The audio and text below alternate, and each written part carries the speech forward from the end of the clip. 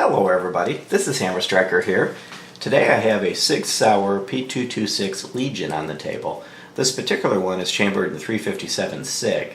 The Legion series is currently available in the 226 and the 229. They add several different features, some tactical, some cosmetic, to produce the Legion series.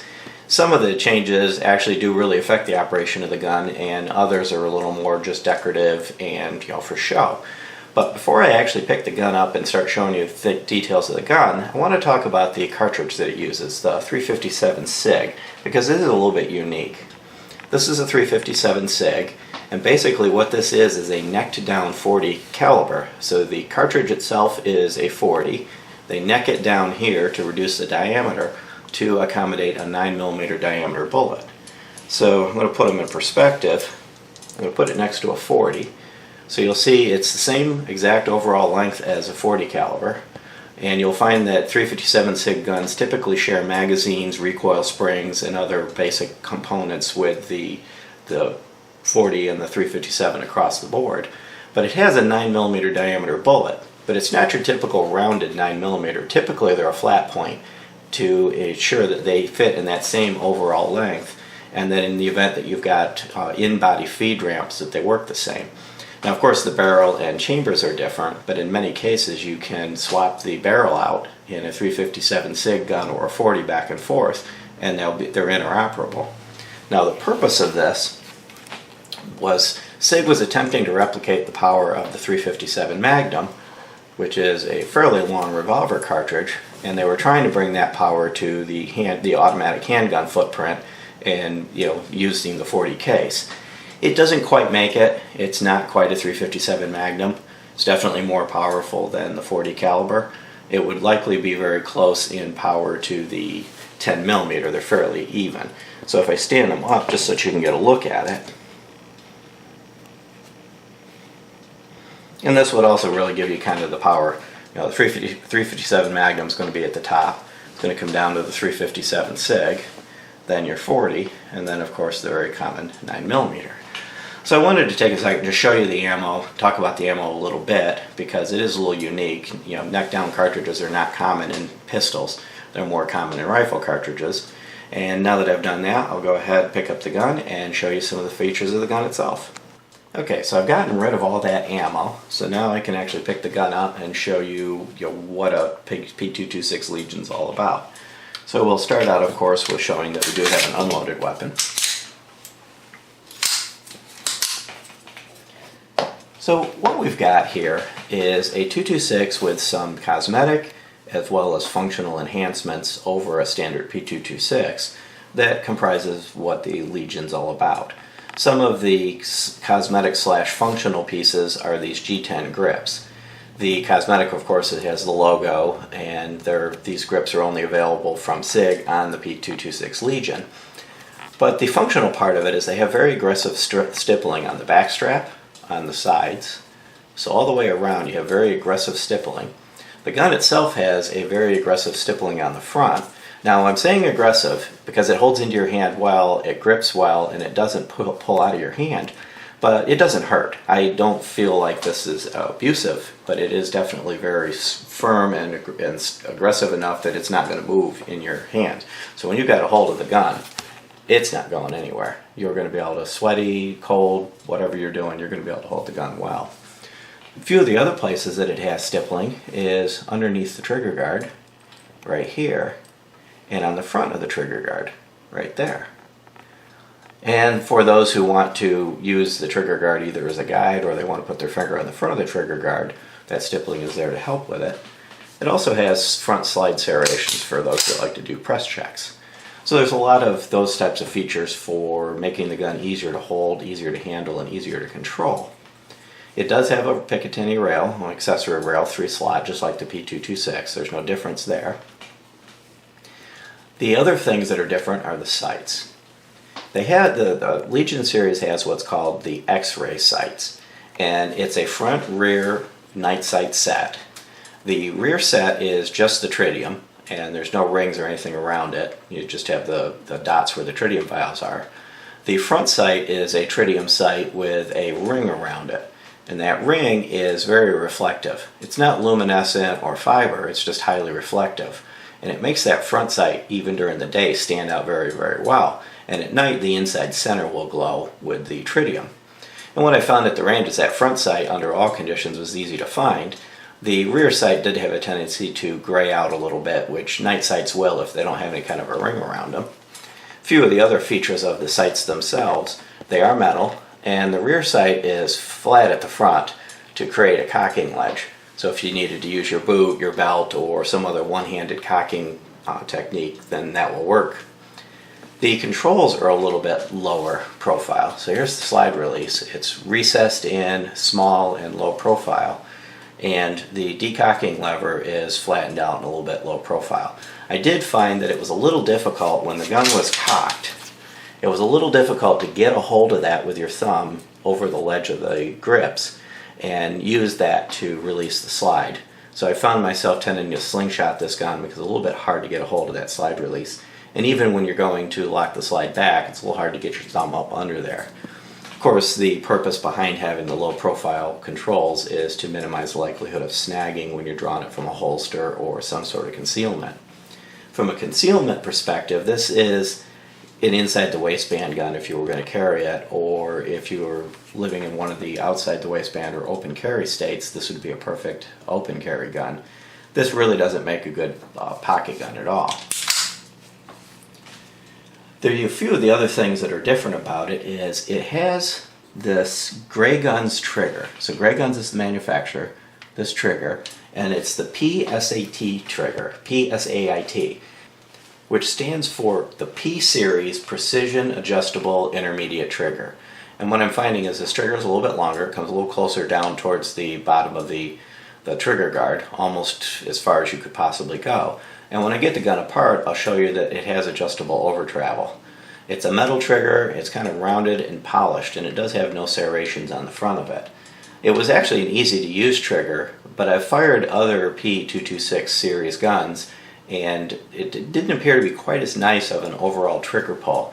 And it may be because this gun has very low mileage on it, and it may also be some of the geometry changes that are caused by that particular trigger. But overall, it is a good trigger. One of the biggest differences is the finish material. The finish is put in place by a process called PVD, physical vapor deposition. So PVD isn't a coating necessarily, it's a process that applies coatings. And there's a number of different materials that can be applied by that process. Sig Sauer just calls this their proprietary finish. They don't tell you what it is. But ceramics and various nitrides are the common materials that are applied by that process. And what it does is it lays down a very smooth, very hard, and durable finish that's more durable than paint or electroplating, but sometimes not as durable as true metal finishes like tenifer, where you're actually hardening the metal and processing the metal. One of the characteristics of PVD is it's a little harder to get it uniform in some areas. So you'll see it up in here, there's a little bit grayer, not quite as even of a coating, and around the top of the trigger guard.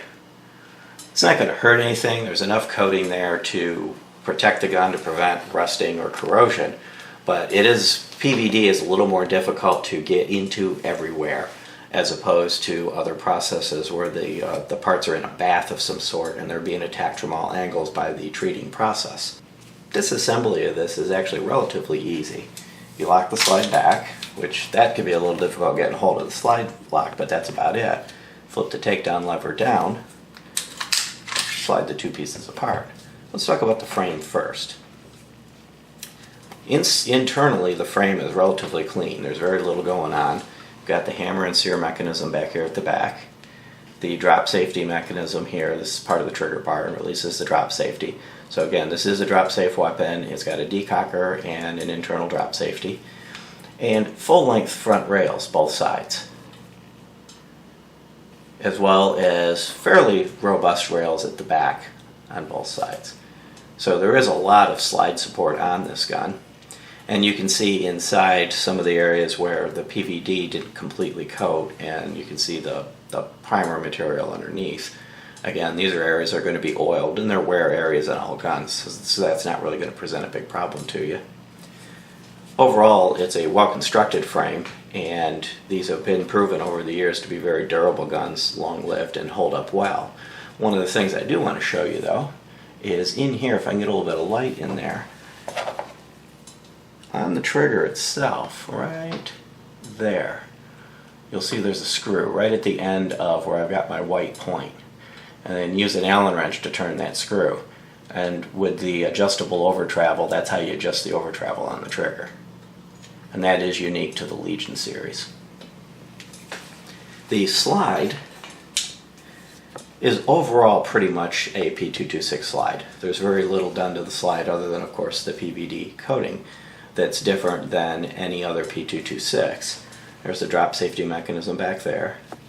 One thing that is different is the recoil spring and guide rod. The recoil spring is just a standard 40 caliber 357 recoil spring, but the guide rod is solid steel, presumably to get a little more durability and put a little more weight at the front. And one of the things we did find while shooting this is that it's 357 SIG is a very snappy round. It's even more snappy than 40. So versus the hollow round, steel guide rod that comes with the regular gun, this presumably would help tame some of that recoil. But we did find that despite the size of the gun and the weight of the gun, it's actually fairly snappy to shoot at. And then the barrel. Nice and smooth, well finished. Everything's no burrs or anything on it. And it does have a polished feed ramp. So you can see that it has a polished feed ramp. And during the time we've had this gun, it has just performed flawlessly. I'll go ahead and put it back together again. Simply put the barrel in, slide the recoil spring in. You've reassembled the slide. Line it up, slide it back. Lock it back. Flip the lever back up. And you are again operational. Now that I've got it back together, let me show you a few of the things that I overlooked earlier in the video that make this unique. You have the Legion logo on the top of the slide. The rear sight is not beaver tail or dovetailed, but it does have a flat front, so it can be used as a cocking shelf. You're going to cock it with your boot, your belt, or any other one-handed method.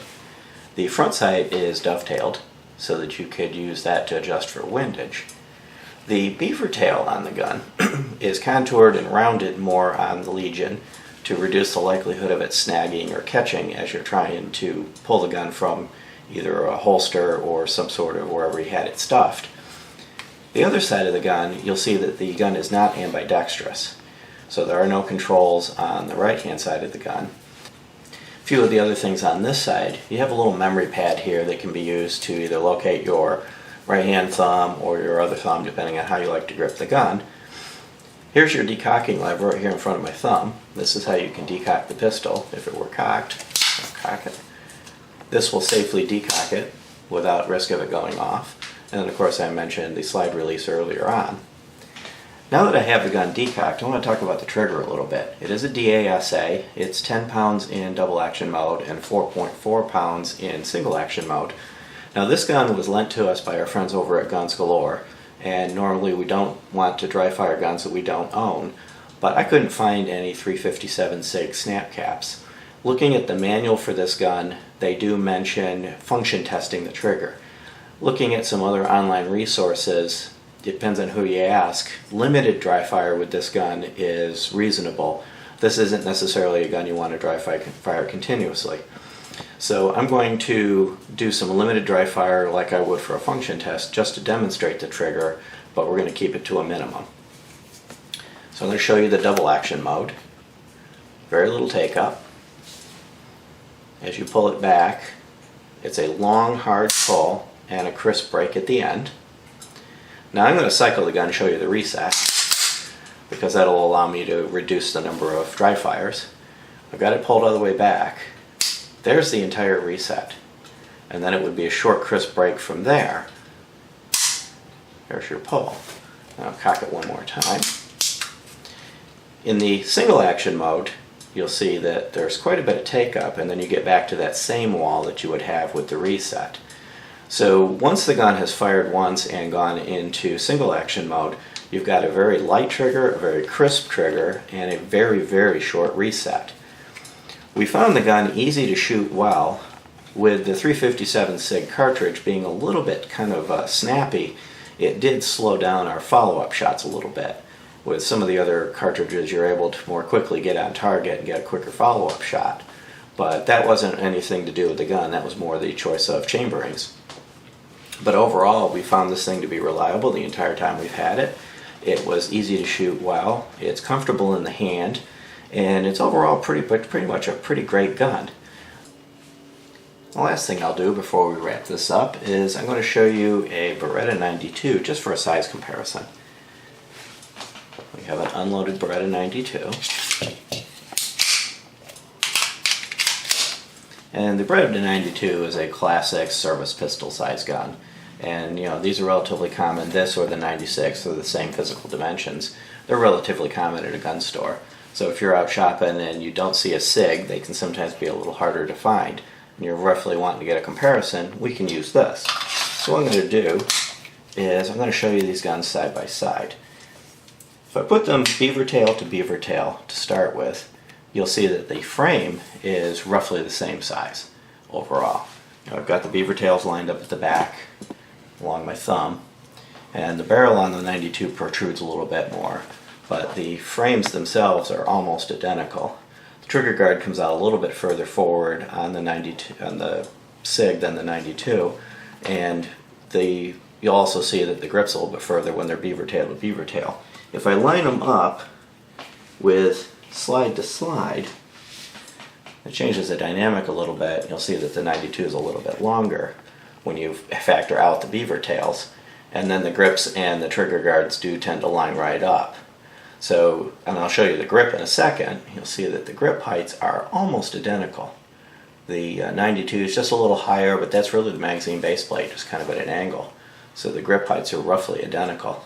So if you're in a gun store and you can't find a SIG to do a size comparison, you're trying to determine from a size perspective, is this a gun for you? If you can find a Beretta 92 or a Beretta 96, you've got a gun that it's within let's say a 1/4 inch of slide body sizes and within a 1/2 inch of overall length. The rest of the dimensions are roughly equal. It's not a small gun, but it doesn't feel clunky, it doesn't feel overweight, it actually feels quite nice in the hand. So it is a good choice if you're looking for one of the larger guns, the service weapon type guns. Also show you the back so that you can see the thickness of the back of it. And I will bring these guns back around so that you can see the profile side by side. Again, we thank our friends over at Guns Galore in Lakeland for helping us to bring this gun and other fine guns just like it to you guys. If you like our videos, please give us a thumbs up, share, subscribe, check us out on Facebook, and have a great day. Thank you.